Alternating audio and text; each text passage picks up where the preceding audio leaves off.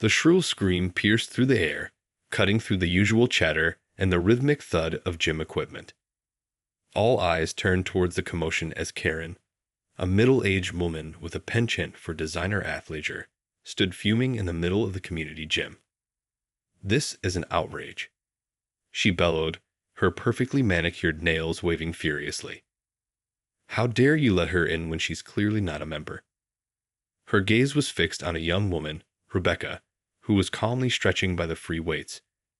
Rebecca, a petite but toned fitness enthusiast, had been a regular at the gym for years. But in Karen's eyes, she was a clear and present threat to the sanctity of this hallowed ground. "I'm sorry, ma'am, but Rebecca is a member in good standing," the bewildered gym attendant tried to explain, his hands raised in a placating gesture. "She's been coming here for ages." Karen's eyes narrowed, her lips pressed into a thin, disapproving line. "Well, she doesn't look like she belongs here. This is a respectable establishment, not some hipster workout studio. I demand you remove her immediately." The other gym-goers exchanged uneasy glances, unsure of how to react to this unfolding drama. Rebecca, for her part, remained calm, her expression a mixture of confusion and concern. "I'm not sure what the problem is," she said quietly, hoping to diffuse the situation. "I'm just here to work out, like everyone else." "The problem, dear, is that you're making the rest of us look bad," Karen snapped, her voice dripping with disdain. "With your perfect physique, prancing around like you own the place. Some of us have to work a little harder to maintain our figures, you know." A murmur of disbelief rippled through the crowd. It was clear that Karen's sense of entitlement had taken an ugly turn, and the other gym-goers were not impressed. "Ma'am, I'm going to have to ask you to leave if you continue to harass our members," the gym attendant said firmly, his patience visibly wearing thin. Karen's face flushed with indignation. "Harass? I'm simply trying to maintain the standards of this establishment. You should be thanking me for looking out for the well-being of our community." "That's enough, Karen," a new voice interjected. It was the gym manager, a no-nonsense woman named Samantha, who had just emerged from her office. "I've had enough reports of your disruptive behavior. You're banned from the gym, effective immediately." "What?" Karen's eyes widened in shock. "You can't do this to me. I'm a founding member, for goodness sake. This is an outrage." Samantha remained unfazed. "I'm sorry, but your behavior is unacceptable. You've been warned multiple times about harassing other members. This is the last straw." Karen opened her mouth to protest, but Samantha held up a hand to silence her. "Security, please escort Mrs. Karen off the premises." As two burly security guards approached, Karen's face twisted in a mask of outrage. She glared at Rebecca, who had quietly slipped away during the commotion, and then turned her fury towards the gym staff. "You'll all hear from my lawyer," she shrieked, her voice echoing through the stunned silence of the gym. "This isn't the last you've heard of me." With that, Karen was ushered out, leaving behind a trail of bewildered onlookers and a palpable sense of relief. The incident had been a stark reminder that even in the sanctuary of a community gym, the entitled behavior of some could not be tolerated. The news of Karen's dramatic expulsion from the community gym spread like wildfire through the neighborhood. Within hours, the story had become the talk of the town, with everyone eagerly sharing their own experiences and opinions on the matter. For Rebecca, the young woman at the center of the incident, the aftermath was both bewildering and unsettling. She had simply been minding her own business, focused on her workout routine, when Karen's irrational outburst had thrust her into the spotlight. "I just don't understand it," Rebecca confided to her best friend, Olivia, over coffee the next day. "I've been going to that gym for years, and I've never had any issues with anyone. Why did she single me out like that?" Olivia shook her head, her brow furrowed in concern. "It sounds like pure jealousy to me. Karen must have some serious insecurities if she feels threatened by your fitness level. Some people just can't handle it when others are successful or have it together." Rebecca sighed, running a hand through her hair. I guess. But to go so far as to try and get me kicked out? That's just crazy. And then to get banned herself. The whole thing is just so bizarre. Welcome to the world of Karen, Olivia said, rolling her eyes. These types of entitled, self-righteous people think the rules don't apply to them. They have to be the center of attention and can't stand it when someone else is the focus. The two friends continued to dissect the incident, with Olivia offering a sympathetic ear and a dose of much-needed perspective. Rebecca, for her part, was still trying to wrap her head around the surreal encounter. Little did they know, however, that Karen was far from done with her crusade against Rebecca and the community gym. The following week, Rebecca arrived at the gym to find a small crowd gathered near the entrance. As she approached, she noticed a familiar face. Karen, standing defiantly in front of the gym doors, surrounded by a gaggle of supporters. This is an outrage. Karen was shouting, her voice carrying across the parking lot. I demand that this gym be shut down immediately.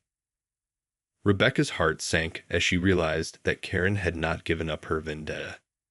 Steeling herself, she approached the commotion, determined to understand what was happening. What's going on here? She asked, addressing the gym staff who were trying to control the situation. The manager, Samantha, turned to her with a weary expression. Karen has filed a formal complaint against the gym, claiming that it's a hostile environment for her and other members. She's demanding that we shut down the facility until her concerns are addressed. Rebecca's eyes widened in disbelief. But that's ridiculous. I'm a regular member, and I've never had any issues here. This is my community gym. I can't just be barred from using it. Samantha shook her head, her lips pressed into a thin line. I know, Rebecca. But Karen has managed to rally some of the other members to her cause. We're doing our best to handle this, but I'm afraid it's out of our hands now. As the confrontation continued to unfold, Rebecca felt a growing sense of dread. It was clear that Karen was not going to back down easily, and her actions threatened to disrupt the very fabric of the community they both called home. The tension at the community gym was palpable as Karen continued her crusade against Rebecca and the facility itself. With a growing band of supporters rallying behind her, Karen's demands for the gym's closure had escalated, drawing the attention of local media and government officials. Rebecca, caught in the crosshairs of this surreal situation, found herself increasingly overwhelmed. She had hoped that the initial incident would blow over, but Karen's relentless pursuit of her personal vendetta had turned the simple act of working out into a daily ordeal. I just don't understand why she's doing this, Rebecca confided to her friend Olivia, her brow furrowed with worry. I've done nothing wrong, yet she's determined to make my life a living hell. Olivia, her expression filled with empathy, placed a comforting hand on Rebecca's shoulder. It's not about you, you know. This is all about Karen's own insecurities and need for control. She's threatened by your fitness and success, and she's lashing out in the only way she knows how, by trying to tear you down. Rebecca nodded, her frustration palpable. But why drag the whole gym into this? There are other members who rely on this place, and now they're caught in the crossfire. Karen doesn't care about that, Olivia said, her tone hardening. She's on a mission, and she'll steamroll over anyone who gets in her way. It's all about her ego and her perceived sense of entitlement. As the days passed, the situation at the gym only seemed to escalate. Karen and her supporters had taken to staging regular protests, disrupting the normal operations of the facility and causing tension among the members. The gym's management, led by the steadfast Samantha, tried to maintain a semblance of order, but the constant barrage of complaints and legal threats had them on the defensive. One particularly tense day, as Rebecca arrived at the gym, she was met with a surprising sight. Karen, flanked by her supporters, had somehow managed to block the main entrance, effectively preventing anyone from entering or leaving. This is an unlawful occupation, Karen shouted, her voice laced with triumph. We won't rest until this establishment is shut down and all the undesirable members are removed. Rebecca felt her heart sink as she realized the gravity of the situation. Karen had taken her vendetta to a whole new level, and the entire community was now caught in the crossfire. Gritting her teeth, Rebecca approached the blockade, determined to confront Karen directly. "This has gone too far," she said, her voice calm but firm. "You can't just shut down a public facility because you have a personal vendetta against me. There are other people who rely on this gym, and you're hurting them." Karen's eyes narrowed, and a smug grin spread across her face. "That's where you're wrong, my dear. This gym is a private establishment, and we, the paying members, have the right to decide who is and isn't welcome here. And we've decided that you and your kind are no longer welcome." Rebecca opened her mouth to protest, but before she could speak, Samantha, the gym manager, stepped forward, her expression grim. "Mrs. Karen, I'm going to have to ask you and your supporters to leave the premises immediately," she said, her voice steady. "This is a clear violation of the law, and I won't hesitate to call the authorities if you refuse to cooperate." Karen's face flushed with indignation, but before she could respond, a commotion erupted from the crowd behind her. The sound of sirens filled the air, and moments later, a contingent of police officers arrived on the scene. As the officers began to clear the blockade and disperse the crowd, Rebecca couldn't help but feel a sense of relief. But she knew that the battle with Karen was far from over, and she braced herself for the next chapter in this surreal and unsettling saga. The arrival of the police at the community gym had swiftly put an end to Karen's unlawful occupation, but the fallout from the incident was far from over. As the crowd dispersed and the gym reopened its doors, Rebecca found herself at the center of a whirlwind of attention and scrutiny. Word of the confrontation had spread like wildfire through the neighborhood, and everyone seemed to have an opinion on the matter. Some praised Rebecca for her courage in standing up to Karen's blatant abuse of power, while others sympathized with Karen's perceived grievances. For Rebecca, the newfound notoriety was both overwhelming and unsettling. She had never sought the spotlight, and the idea of being the subject of such intense public discourse made her deeply uncomfortable. "I just want to go back to my regular routine," she confided to Olivia, her expression troubled. "All this attention is making me feel like I'm the one who's done something wrong." Olivia, her eyes filled with understanding, gave Rebecca's hand a gentle squeeze. "You haven't done anything wrong, Rebecca. You're the victim here, not the perpetrator. Karen is the one who's been causing all this chaos, and she needs to be held accountable for her actions." Rebecca nodded, her brow furrowed with worry. "I know, but I can't help feeling like this is all going to come back and bite me somehow. Karen is clearly not going to let this go, and I'm worried about what she might do next." Olivia's expression hardened, a determined glint appearing in her eyes. "Well, if Karen wants a fight, then she's going to get one. We're not going to let her bully you or the rest of the community out of this gym. It's time to start fighting back." Over the next few days, Rebecca found herself swept up in a whirlwind of activity. Olivia had sprung into action, rallying the other gym members to form a united front against Karen's campaign of harassment. Together, they organized a series of town hall meetings, drawing in local politicians and community leaders to address the growing crisis. At the same time, Karen had not been idle.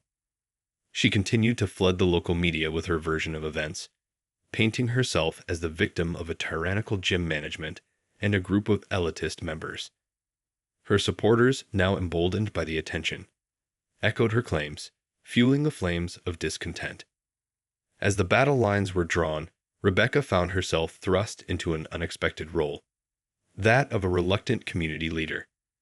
Urged on by Olivia and the other gym members, she began to speak out, sharing her story and calling for accountability from both Karen and the gym's management. "This isn't just about me anymore," Rebecca said, her voice steady and resolute. This is about the entire community and our right to access the facilities and resources we've come to depend on. We can't let one person's sense of entitlement and blatant disregard for the rules tear us apart. Her words resonated with the crowd, and soon, Rebecca found herself at the center of a growing movement to take back the community gym from Karen's stranglehold. It was a daunting prospect, but with the support of her friends and neighbors, she knew that she could no longer afford to stay on the sidelines. As the battle lines were drawn, Rebecca braced herself for the fight of her life, determined to protect not only her own right to use the gym, but the very fabric of the community she had come to call home. The community gym had become the epicenter of a fiercely contested battle, with Karen and her supporters on one side and the growing coalition of gym members, led by Rebecca, on the other.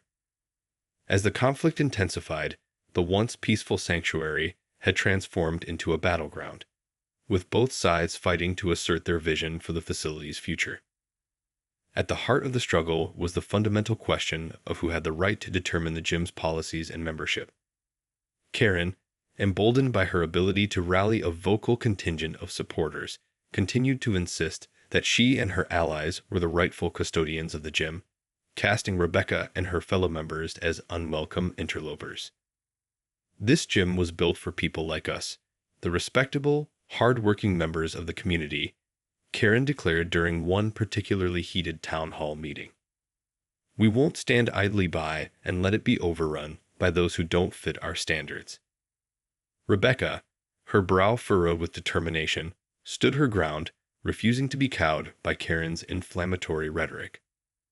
This gym belongs to the entire community, not just a select few who believe they have the right to dictate who is and isn't welcome here. We're all paying members, and we all have an equal stake in its future. The clash of ideologies was palpable, with the tension in the room palpable as the two women traded barbs and accusations. The other gym members, some swayed by Karen's arguments, others steadfastly behind Rebecca, watched the exchange with a mixture of trepidation and anticipation. In the midst of the chaos, the gym's management, led by the resolute Samantha, struggled to maintain order and neutrality. They had initially hoped that the situation would resolve itself, but as the conflict escalated, it became clear that drastic action was needed to prevent the gym from descending into all-out war. "Enough is enough," Samantha declared, her voice cutting through the din. "We've tried to be impartial, but it's clear that this is no longer about the gym. It's about a personal vendetta. And we won't allow this place to be used as a battleground for your petty squabbles." Karen's eyes widened in outrage, her mouth opening to protest, but Samantha raised a hand to silence her. "As of today, the gym will be closed indefinitely until we can find a way to resolve this conflict that doesn't involve harassment, intimidation, or disruption of our members' ability to use the facilities." The announcement was met with a collective gasp from the crowd, as both sides realized the gravity of the situation. Karen's face twisted in a mask of fury, while Rebecca and her allies exchanged concerned glances, their hopes of a peaceful resolution crumbling. As the gym doors were shuttered, an eerie silence fell over the once vibrant community hub. The battle lines had been drawn, and the future of the gym hung in the balance, a testament to the power of one woman's relentless pursuit of her own twisted sense of entitlement. The closure of the community gym sent shockwaves through the neighborhood, leaving both sides of the conflict in a state of limbo. Karen, her sense of entitlement fueled by the temporary victory, was quick to declare her triumph, while Rebecca and her allies found themselves grappling with the harsh reality of the situation. "This is an outrage," Karen declared to the local media, her voice dripping with self-righteous indignation. "We fought hard to take back control of our gym, and now the management has the audacity to shut it down. This is nothing more than a blatant attempt to silence the voices of the true members." Rebecca, her expression a mix of frustration and determination, stepped forward to address the reporters. "The gym's closure is a temporary measure to address the ongoing conflict, not a victory for Karen and her supporters. We will continue to work with the management to find a resolution that serves the needs of the entire community, not just a select few." The battle lines had been drawn, and both sides were determined to emerge victorious. Karen, emboldened by the attention, doubled down on her efforts to sway public opinion, launching a relentless campaign of misinformation and propaganda. She painted herself as the victim, a champion of the respectable members, and accused Rebecca and her allies of being disruptive outsiders. Meanwhile, Rebecca and her supporters, recognizing the urgency of the situation, began to explore alternative options for the community's fitness needs. They reached out to local officials, lobbying for the creation of a new, inclusive gym that would cater to the diverse needs of the neighborhood. "We can't let Karen and her cronies hold the community hostage," Olivia said, her eyes alight with determination. "If the gym won't reopen, then we'll build our own. One that's open to everyone, regardless of their fitness level or appearance." The plan was ambitious, but the group's resolve was unshakable. They organized fundraisers, garnered support from local businesses, and even secured the backing of a few sympathetic city council members. The wheels were in motion, and the prospect of a fresh start began to fuel their determination. As the weeks passed, the battle for the community gym intensified, with both sides engaged in a bitter war of words and legal maneuvers. Karen, unwilling to concede defeat, continued to pressure the gym's management, threatening lawsuits and even physical confrontation. "This is my gym, and I won't let a bunch of fitness freaks take it away from me," she shouted during one particularly heated confrontation, her face flushed with anger. Rebecca, her composure unwavering, refused to be cowed by Karen's outbursts. "This gym belongs to the entire community, not just you and your supporters. We won't back down, and we won't be silenced." The standoff seemed to have no end in sight, but Rebecca and her allies remained steadfast in their determination to reclaim the gym and create a more inclusive, welcoming environment for all. With the prospect of a new community fitness center on the horizon, they knew that the battle was far from over, but they were more determined than ever to emerge victorious. As the battle for the community gym raged on, the residents of the neighborhood found themselves divided, with tempers flaring and tensions running high. Karen, her sense of entitlement fueled by the support of her vocal followers, had become increasingly brazen in her tactics, resorting to harassment, intimidation, and even legal threats in her relentless pursuit of her goals. In the midst of the turmoil, Rebecca and her allies continued to push forward with their plans to create a new, inclusive fitness center. They had secured the necessary funding and permits, and were making steady progress towards their goal. However, they knew that Karen would not go down without a fight. One day, as Rebecca and her team were finalizing the plans for the new gym, they received a startling piece of news. Karen had filed a lawsuit against the city, claiming that the construction of the new facility was a violation of her rights as a member of the community. "This is outrageous," Rebecca exclaimed, her eyes wide with disbelief. "She's trying to block us from creating an alternative gym just because she can't control it." Olivia, her brow furrowed with concern, nodded in agreement. "We knew she wouldn't go down without a fight, but this is a whole new level of desperation. She's pulling out all the stops to try and maintain her grip on the community." The lawsuit threatened to derail the entire project, and Rebecca and her team knew that they had to act quickly to defend their plans.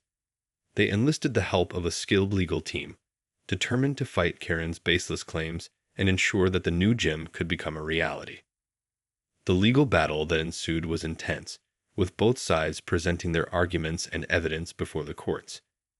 Karen, her arrogance unshaken, insisted that the new gym was an affront to the respectable members of the community, and that it would only serve to undermine the exclusivity that she and her supporters had worked so hard to maintain. However, Rebecca and her team were equally determined, presenting a compelling case that highlighted the importance of creating an inclusive and accessible fitness center for the entire community. They argued that the closure of the original gym had left a void that needed to be filled, and that the new facility would provide a much-needed service to residents of all backgrounds and fitness levels. As the legal proceedings dragged on, the community continued to be divided, with some residents rallying behind Karen's cause and others throwing their support behind Rebecca's mission. The tension was palpable, and the future of the new gym hung in the balance.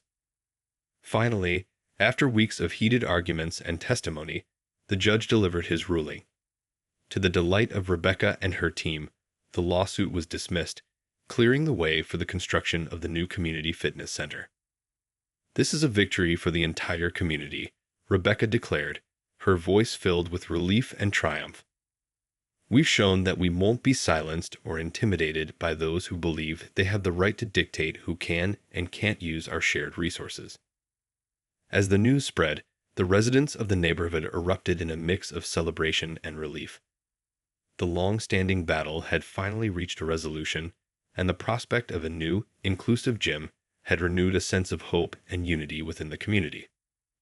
But even as the victory was savored, Rebecca and her allies knew that they had not seen the last of Karen and her relentless pursuit of her own twisted sense of entitlement. The victory over Karen's lawsuit was a momentous occasion for Rebecca and her allies, but their battle was far from over. As the construction of the new community fitness center began in earnest, Karen remained a persistent thorn in their side, determined to undermine their efforts at every turn. Undeterred, Rebecca and her team pressed forward, pouring their energy and resources into creating a state-of-the-art facility that would cater to the diverse needs of the neighborhood. The new gym was designed with inclusivity in mind, with a range of equipment and programming that catered to people of all fitness levels and backgrounds. As the grand opening of the gym approached, Karen escalated her campaign, flooding local media outlets with a barrage of negative coverage and misinformation. She rallied her supporters, urging them to boycott the new facility and to continue their fight to reclaim the old community gym. "This is nothing more than a ploy to rob us of our rightful place in the community," Karen declared in one particularly scathing interview. "We won't stand idly by and let these interlopers take away what rightfully belongs to us." But Rebecca and her team refused to be deterred.